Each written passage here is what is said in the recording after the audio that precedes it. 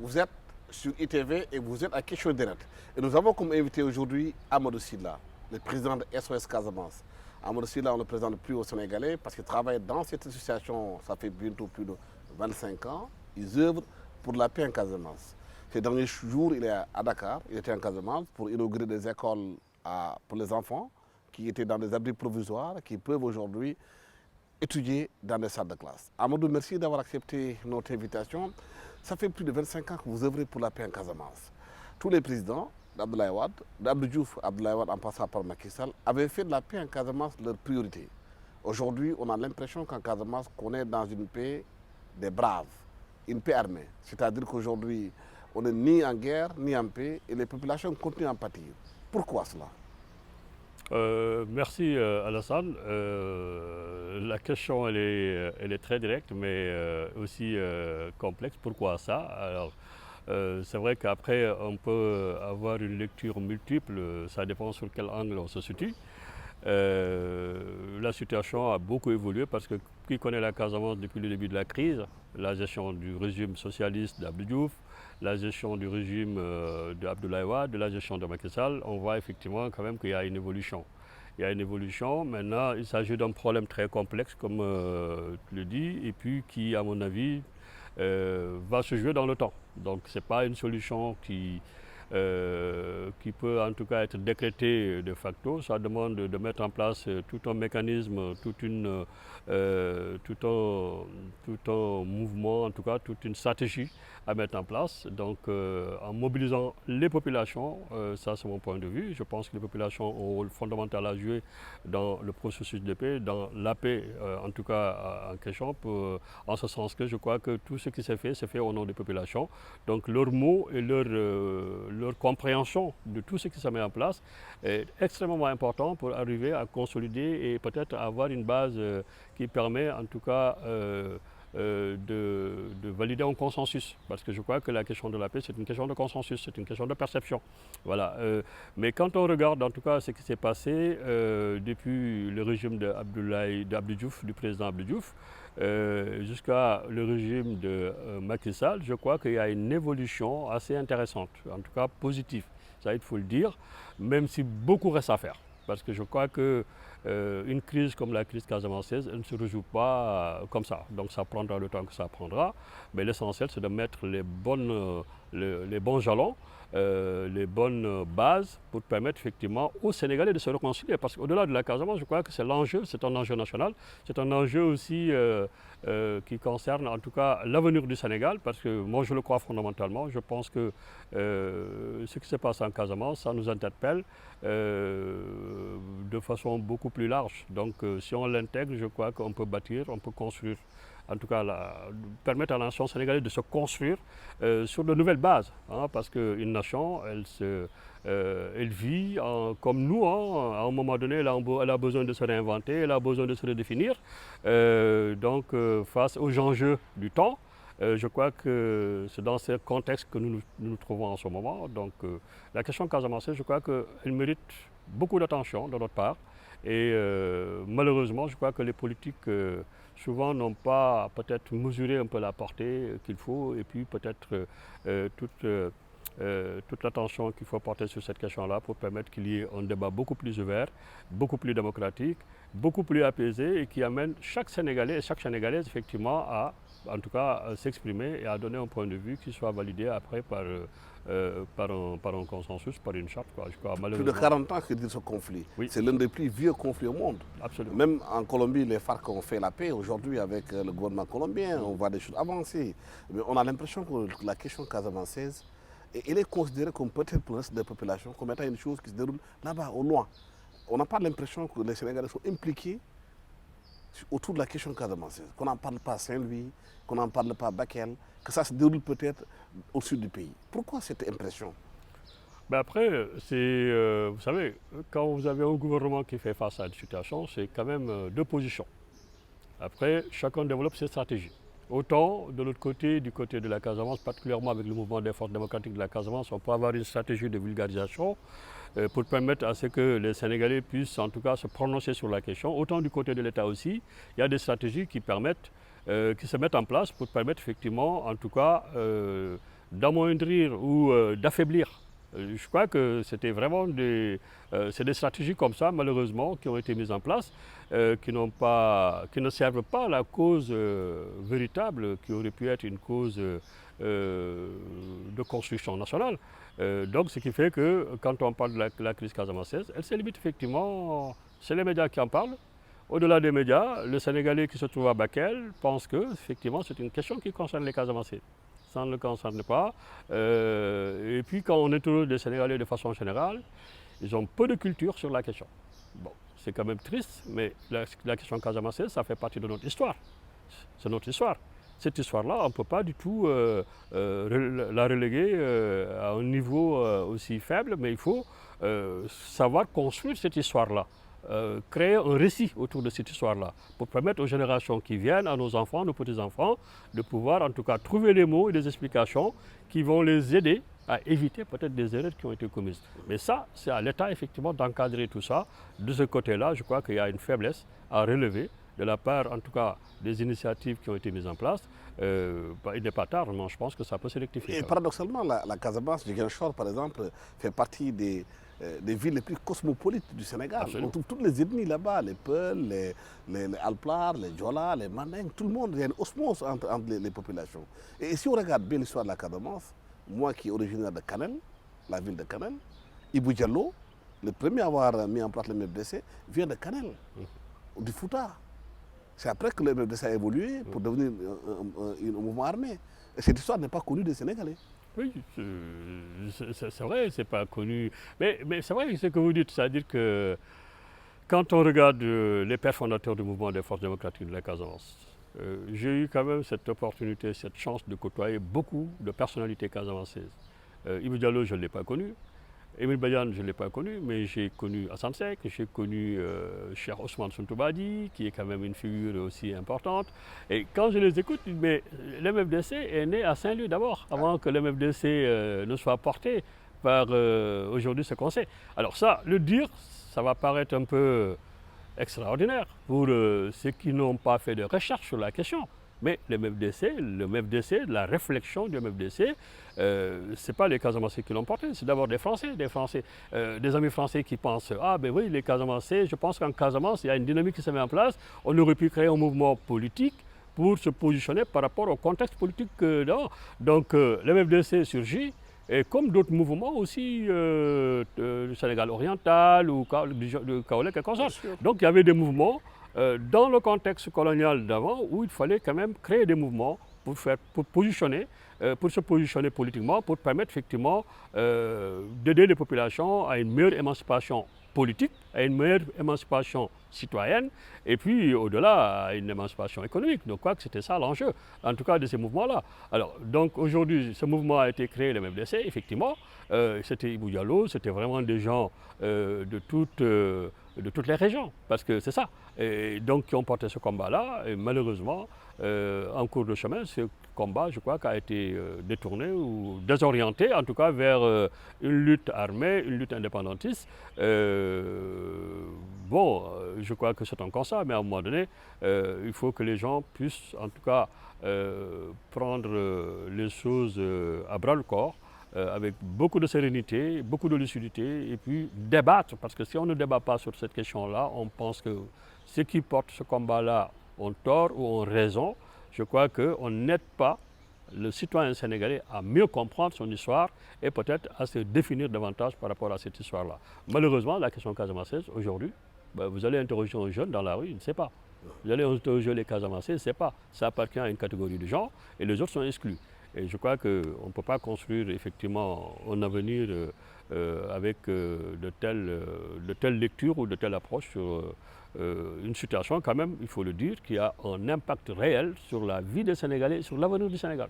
Depuis d'Abdou Diouf à Macky Sall en passant par Abdoulaye Wade, beaucoup de stratégies ont été mises en place pour aller vers la paix en Casamance. J'ai eu le privilège d'assister à Banjul 1, Banjul 2, à aller en Casamance, interviewer l'abbé Diamacoune Senghor par rapport à cette lutte armée. Mais on n'arrive pas à trouver la solution pour avoir une paix définitive. Aujourd'hui, plusieurs contrées de la Casamance sont minés. Hein, les populations perdent leur vue, les villages sont détruits. Même s'il y a un retour vers les villages, mais c'est quand même extraordinaire le nombre de victimes anonymes en Casamance. Que l'on oublie. Il y a trop de morts, trop de sang versé. Oui, tout à fait d'accord, il y a trop de morts, il y a trop de victimes, on n'arrive pas à trouver une solution. C'est pas qu'on n'arrive pas à trouver une solution, c'est parce que tout simplement, je crois que Il n'y a pas de volonté ou les approches sont mauvaises. Vous savez, c'est assez compliqué.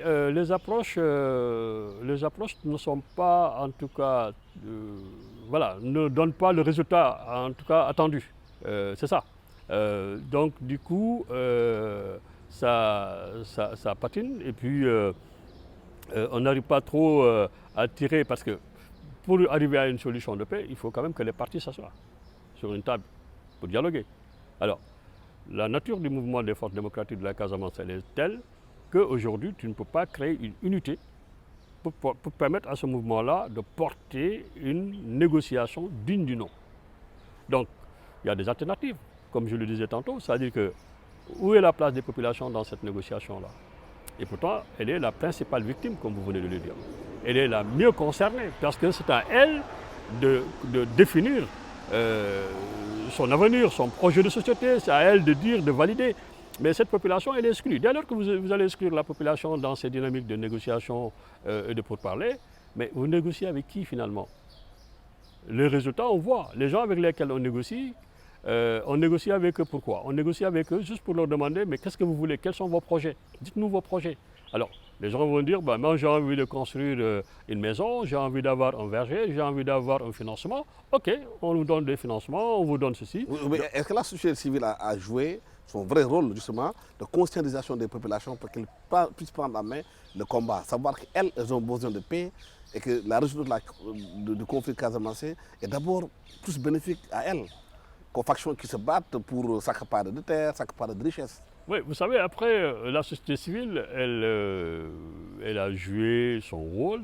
De conscientisation des populations, je pense qu'elle est... de prise en charge de la question. Je pense qu'elle le fait. Elle le fait avec le contexte et l'environnement un peu difficile, dans un environnement très très difficile, dans un environnement où, par exemple, cette liberté qu'on devrait pouvoir avoir dans la démarche avec toute l'autonomisation qu'on aurait pu avoir en termes d'accompagnement pour sensibiliser les populations et tout ça. Mais je crois que cette société civile, des fois, c'est un peu difficile pour elle de pouvoir en tout cas se situer dans ce jeu-là. Bon, l'État a une mainmise, a peut-être une prédominance dans la gestion, dans l'orientation des choses, qui à un moment donné ne facilite pas trop cette liberté à mettre en place pour permettre effectivement aux gens de dire ce qu'ils veulent, aux gens de s'exprimer en toute liberté, aux gens de pouvoir dire on est d'accord sur là, on n'est pas d'accord sur là. C'est-à-dire créer un processus où l'expression est libre.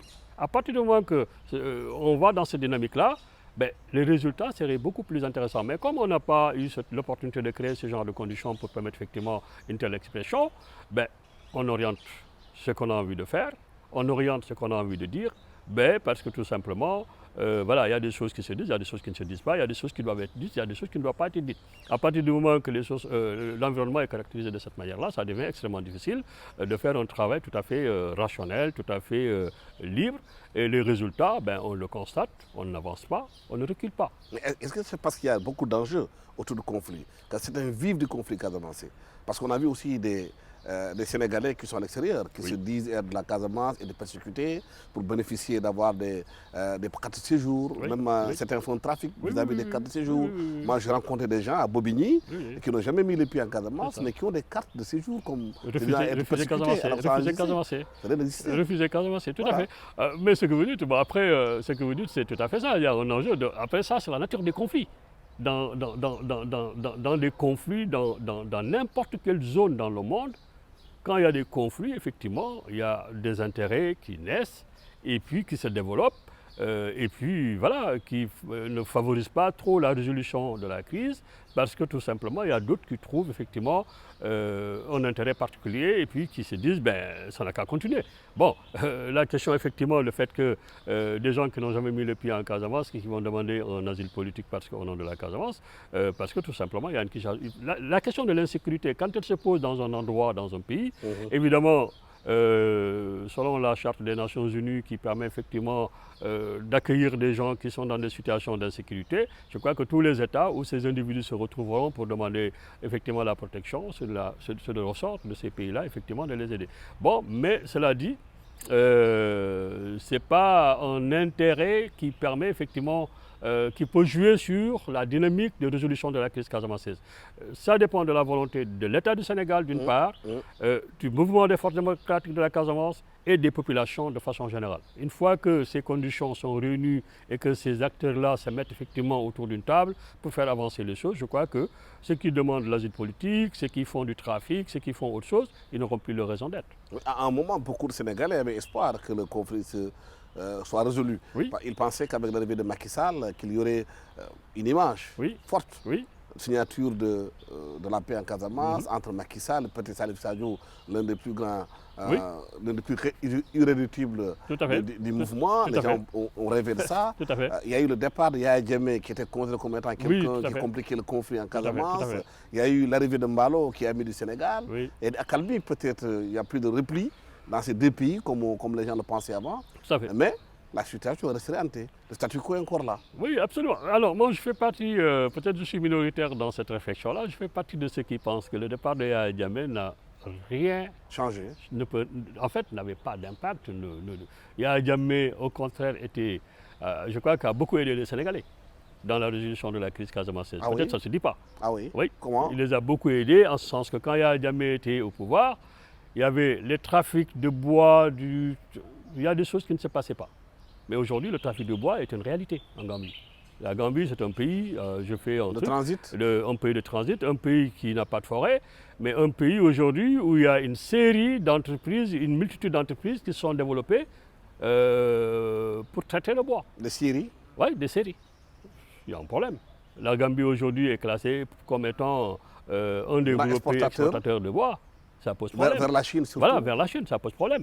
Donc, c'est dire encore une fois que la géopolitique, c'est vrai, sous-régionale, elle peut jouer, la Guinée-Bissau, la Gambie, c'est des pays voisins. Pourtant, le président gambien, l'actuel, est considéré comme étant c'est un ami. Sénégal. Oui, mais la réalité, elle est là, quoi. C'est-à-dire, on constate les choses. Après, il reste ami du Sénégal, naturellement, normalement, mais quand on constate effectivement ce qui se passe, on s'interroge. Mais encore, pour revenir à la question, c'est de dire que la Gambie peut jouer un rôle important, c'est vrai, parce que la Gambie abrite beaucoup de réfugiés casamancés. La Guinée-Bissau, pareil. Ces pays-là, je crois qu'ils peuvent être des facilitateurs aujourd'hui pour permettre effectivement aux Sénégalais de se retrouver. Quand je parle aux Sénégalais de se retrouver, c'est-à-dire de façon globale, l'État, les Casamancés de l'autre côté et toutes les parties prenantes, qu'ils se retrouvent, qu'ils discutent. Je crois que ça c'est très très important. Malheureusement, encore une fois, la responsabilité première, moi c'est ma conviction, incombe à l'État du Sénégal. L'État doit prendre ses responsabilités et à partir de ce moment-là, je crois que tout le reste, ça peut suivre. Mais tant que l'État ne définit pas une politique très claire, une politique très lisible, en tout cas pour les citoyens que nous sommes, évidemment, ça va rester flottante. Alors Macky Sall, il a tenté, il avait une volonté, il a voulu faire des choses, mais je crois qu'après, il a fait un choix. Le choix, c'est de faire des infrastructures. Et de ce point de vue, il a fait beaucoup de choses. Mais sur la question de la paix, il faut quand même le constater, il n'a pas avancé. Oui, mais sur le plan politique, quand on regarde bien les partis politiques, leur implication dans la crise casamançaise, on voit aujourd'hui le phénomène Ousmane Sonko qui est venu en Casamance, qui est devenu maire de la ville de Ziguinchor. Mais certains vont jusqu'à essayer d'ethniciser la question. D'ethniciser la question? Oui. Mais oui, après, aujourd'hui, on peut le lire comme ça, on peut avoir cette lecture-là, mais moi je crois que tout ça aussi, l'événement d'Ousmane Sonko, le développement de son parti au niveau de la Casamance, aujourd'hui une certaine prise de conscience, de mobilisation politique des Casamancés, c'est quand même le fruit d'une somme de frustration qui n'a jamais été prise en compte. C'est ça la vérité. Parce que c'est quand même nulle part, on voit un homme politique surgir qui arrive avec un parcours, on se dit mais il vient d'où finalement? Alors quand il a réussi à le faire et à balayer tous les acteurs politiques, ça veut dire que les acteurs politiques n'avaient pas raison d'être. Donc ils ont tous failli à leur mission. Et naturellement, il y avait de la place libre à prendre et puis bon, le PASTEF l'a pris et puis ils se sont imposés. Oui. Mais donc je crois qu'à un moment donné, il faut constater que c'est un échec. Oui. Des acteurs politiques, des différents acteurs politiques qui a conduit à cette situation-là avec la somme de frustration que les populations, que cette jeunesse a vécue pendant des décennies où il n'y a jamais de réponse apportée par rapport effectivement à ces interrogations, tout ça. Et puis à un moment donné, bon, ça se voit. Quand les jeunes s'écrivent, c'est dans la violence. Il y a eu le Diola. Oui. Aujourd'hui, il y a l'arrêt des deux bateaux qui devaient desservir la Casamance. Oui. Ça ajoute à la frustration des populations. Mais évidemment, en disant, ça... écoutez, pour des raisons de sécurité, le gouvernement a arrêté les bateaux. Nous ne comprenons pas pourquoi on arrête les bateaux. C'est le lien entre nous et le reste du pays. Après, bon, surtout qu'ils ont arrêté, ils ont pris des mesures pour arrêter le bateau là, c'est une erreur d'appréciation. Moi, je crois que les populations ne méritent pas qu'on leur enferme dans une telle situation. L'activité économique doit marcher, ça ne doit pas être aux arrêts. Et je crois qu'un pays qui aspire au développement, voilà, ne se comporte pas de cette manière-là. La Casamance, c'est quand même un poids aussi important dans l'économie du Sénégal. De ce point de vue, je crois qu'il faut que les autorités reviennent à la raison. Qu'ils permettent effectivement à ce bateau-là de circuler. D'ailleurs, il y a une pétition largement suivie de Daniel Diatta. Oui. Beaucoup de Sénégalais ont voté pour demander qu'on lève. Mais voilà, je pense que les initiatives citoyennes, effectivement, qui doivent alerter aujourd'hui les autorités et que moi je lance un appel à travers effectivement cette émission-là à Monsieur le Président de la République pour qu'il puisse en tout cas s'investir personnellement pour permettre à ce que ce bateau-là reprenne service. Je crois que c'est son rôle, c'est ce qu'on attend de lui et on lui demande vivement effectivement de s'investir pour que ce bateau reprenne service.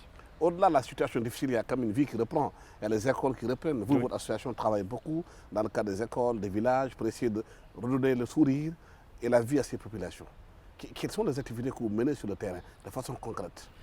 Alors, de façon concrète, on fait beaucoup de choses. Alors, mais je vais juste venir sur un point qui me paraît très fondamental, c'est-à-dire nous, on a lancé un concept qui s'appelle un village, une école, une bibliothèque, une case de santé et un terrain de football.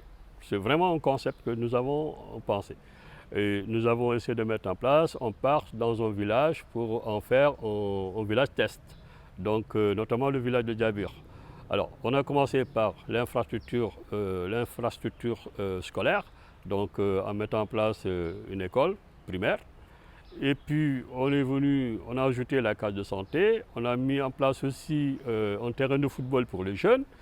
Et puis donc, là, on s'acheminera peut-être vers la bibliothèque. Mais en même temps, on se rend compte qu'il y a d'autres besoins parce qu'en mettant en place la case de santé, on se rend compte qu'il y a un problème d'eau. Voilà. Donc on va peut-être mettre en place un forage pour permettre effectivement à la case de santé de fonctionner. Ça, c'est un concept. Parce que pour nous, participer à la transformation sociale de notre terroir passe effectivement par une approche qui permet d'occuper, de permettre effectivement à la population, à tous les échelons de la vie, de pouvoir se retrouver dans la dynamique. Donc, l'école, on aura des enfants qui vont participer, qui vont être formés, qui vont être éduqués. La case de santé, ça va prendre en compte la question de la santé des populations, particulièrement des femmes aussi. Et puis, les jeunes vont se retrouver aussi dans des activités sportives. Et je crois que tout ça, ça peut stimuler un peu... Mais ça demande beaucoup moins. Où allez-vous trouver l'argent pour faire tout ça? Vous savez, après, on est basé, nous, à Paris. Donc, du coup, on a des partenaires. On a la ville de Paris qui nous accompagne beaucoup dans ces projets-là, dans le cadre effectivement de son programme de solidarité internationale. On a aussi l'agence de développement, agence des micro-projets qui nous accompagne beaucoup via l'agence française de développement. On a aussi des fondations privées, on a aussi des bonnes volontés qui nous accompagnent. Et le gouvernement? Alors, le gouvernement sénégalais. Alors, le gouvernement sénégalais, ils sont présents à travers, effectivement, si par exemple, je donne un exemple pratique sur l'école de Bouto, qu'on a réceptionné il y a quelques jours. Sur cette école-là, où il y a 3 salles de classe qui ont été construites, la question effectivement du mobilier s'est posée. On s'est retourné vers l'inspection départementale pour en tout cas trouver une solution, effectivement, qui nous ont trouvé une solution. Donc je crois que il y a une forme de partenariat qui peut se mettre en place entre nous, effectivement, et les autorités locales pour nous permettre en tout cas d'alléger, que la prise en charge ne soit pas vraiment une prise en charge totale. Et c'est valable aussi pour la carte de santé. Elle est déjà livrée, elle a été construite. Mais ça demande du personnel, ça demande du mobilier. Bon, on va participer à notre tour, à notre niveau, mais ça demande aussi à ce que l'État intervienne pour faciliter le bon fonctionnement de la carte de santé. Mais il n'y a pas de paix sans économie. L'économie est assez importante à Casamance, au potentiel énorme. Oui. Le noix d'acajou, une forêt verdoyante, un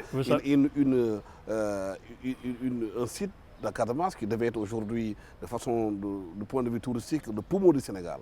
Il y a une initiative qui a été lancée qui s'appelle Casa Industrie. Mais justement, j'allais venir sur ça. Beaucoup sur ces questions-là. Oui, comment justement davantage transformer le potentiel de la région? Mais je vais venir sur ça. Casa Industrie, c'est une initiative extraordinaire hein, qui est portée aujourd'hui par Xavier Diatta. Casa Industrie a une vocation effectivement de transformer un peu la Casamance, en tout cas de permettre effectivement à la Casamance de s'industrialiser en mettant des PME, des PMI en mettant en tout cas des PME ou des PMI, mais en facilitant la production, le développement de cette production, la commercialisation, la transformation, tout ça. Et je crois que c'est une initiative effectivement qui mérite une attention particulière de la part des pouvoirs publics. Des initiatives comme ça, je crois que... Est-ce que Casa Industrie a un écho auprès des pouvoirs publics? Est-ce qu'il est cette initiative accompagnée sur le terrain, façon concrète? Oui, de façon concrète. Moi, je pense que des initiatives privées, il faut toujours laisser aux initiateurs, à ceux qui font la promotion de cette initiative-là, en tout cas de développer. Et l'État n'a pas le choix. L'État sera obligé d'une manière ou d'une autre, à un niveau ou à un niveau du développement de l'initiative, d'intervenir parce que tout simplement, ça va impacter l'économie.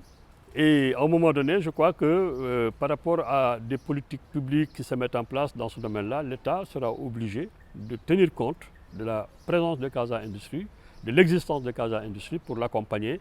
Et des demandes ont été faites. Hein. Je sais bien que le président Habib, qui est le PCA, Xavier aujourd'hui, qui administre la société au niveau local, ont fait des demandes, ont fait des démarches. Bon, certainement, notre temps à nous, ce n'est pas le temps de ceux qui nous gouvernent. Mais on ose espérer qu'avec une telle initiative, l'État ne peut pas faire autrement, effectivement, que de regarder et puis peut-être de l'accompagner, de soutenir cette initiative-là. En tout cas, il y a plus de 450 actionnaires, avec quand même une mobilisation très forte de ressources. Je crois qu'une société qui arrive à créer un capital de plus de 50 millions de francs CFA, avec plus de 450 actionnaires, je crois que pour la Casamance, c'est quand même une première. C'est extrêmement important, à mon avis. Donc aujourd'hui, voilà, il y a besoin d'accompagnement, il faut les accompagner. Il y a un besoin effectivement de financement, parce qu'il faut soutenir cette société-là pour qu'elle puisse se mettre dans de bonnes dynamiques. Mais le travail est en train d'être fait. Le travail s'est fait. Maintenant, à un rythme tout à fait adapté. Mais je crois que dans chaque initiative, surtout des initiatives de cette nature-là, il ne faut pas être pressé, il faut accepter d'apprendre, il faut accepter de comprendre, parce que nous ne venons pas en expert pour dire voilà, on connaît tout, on maîtrise tout, on va transformer les choses tout de suite. Mais c'est une réalité, c'est un environnement. Donc il y a besoin effectivement de s'adapter, de comprendre, et puis au fur et à mesure d'imprimer sa marque et de permettre effectivement à ce que chaque Casamancé ou chaque actionnaire puisse en tout cas à un moment donné se dire bon ben tiens, il y a effectivement il y a quelque chose qui est en train de fonctionner. Et peut-être derrière aussi ça permettra à différents bailleurs de fonds, à différents investisseurs de dire ah ben tiens, cette initiative-là, c'est une initiative, c'est ce qu'il nous faut pour la région, et puis dans ce sens-là, on va pouvoir les accompagner pour avoir des compétences, pour en tout cas mobiliser des ressources, pour faire. Mais en tout cas, il y a une initiative qui est là aujourd'hui, qui donne beaucoup d'espoir. aux Casamancés et qui constitue aussi un espoir pour l'économie au-delà de la Casamance, de la sous-région. Et je crois que les autorités doivent en tout cas avoir une attention particulière et peut-être voilà, mettre en place les mécanismes d'accompagnement pour permettre à cette initiative-là d'avancer le plus rapidement possible. La paix passe par le développement en Casamance. Casa Industrie est une des illustrations avec SOS Casamance pour développer le sud du pays. Les gens ont besoin de la paix dans le développement. Merci à Amadou Sylla d'avoir été avec nous sur ce plateau d'ITV à Question Directe. Je rappelle que vous êtes le président de SOS Casamance, qu'on nous parle de la situation en Casamance, des initiatives que font votre association pour aider davantage à développer la Casamance et surtout à faire comprendre aux Sénégalais la nature du conflit. Le Sénégal a besoin de paix, la Casamance a besoin de paix. Merci d'avoir été avec nous sur ce plateau de ITV à Question Directe. Merci à toute l'équipe qui m'a accompagné pour la réalisation de cette émission. Merci, au revoir.